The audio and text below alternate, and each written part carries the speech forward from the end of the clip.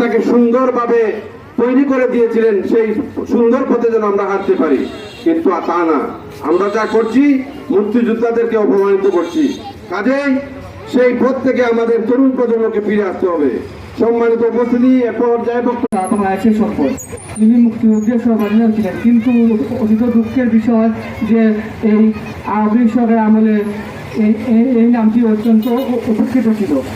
এই সরকার দীর্ঘ 15.5 বছর হলেও একদিনের জন্য তার নাম স্মরণ করেনি। মুক্তিযুদ্ধের আসল ইতিহাস জানতে হলে আগে উসমানী সাহেবের ইতিহাস জানতে হবে। আমি বেশি কথা বলবো না। আর সানু ভাইকে ধন্যবাদ, উনি যে উসমানী সাহেবকে ওনার মনে ধারণ করে রেখেছেন এবং প্রতি বছর মৃত্যুবার্ষিকী পালন করেন, এজন্য আমি ওনাকে ধন্যবাদ। বাংলাদেশের একজন বীর, যার ডাকে বাংলাদেশের 11টি সেক্টর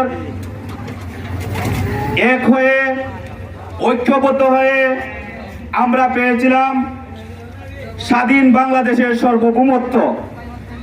আজকে আমরা তাকে ভুলে গিয়ে আমরা স্বাধীনতার যে বীজ বপন করে গিয়েছিলেন ওনাকে ভুলে গিয়ে আমরা বিভিন্ন পথে বিভিন্ন দিকে কাজ করে যাচ্ছি।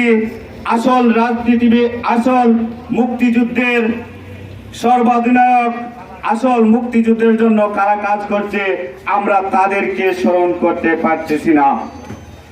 আমি আমার এই মুক্তিযুদ্ধের উসমানী স্মৃতি পরিষদের মাধ্যমে, যিনি উসমানী স্মৃতি পরিষদকে হৃদয়ে লালন করে অত্র তৃণমূল থেকে উনি ধারাবাহিকতায় ওনাকে স্মরণ করে যাচ্ছেন, তারই ধারাক্রমে যেন আমাদের অত্র এলাকায় যারা শিক্ষক শিক্ষার্থী আছে তারা যেন এই ইতিহাস পড়ে এবং জানে, যাই না যেন এই উসমানীকে আমাদের সিলেটের গৌরব, আমাদের সিলেটের মানুষ, যার অত্যন্ত অগ্রণী ভূমিকায় আমরা পেয়েছি স্বাধীন দেশ।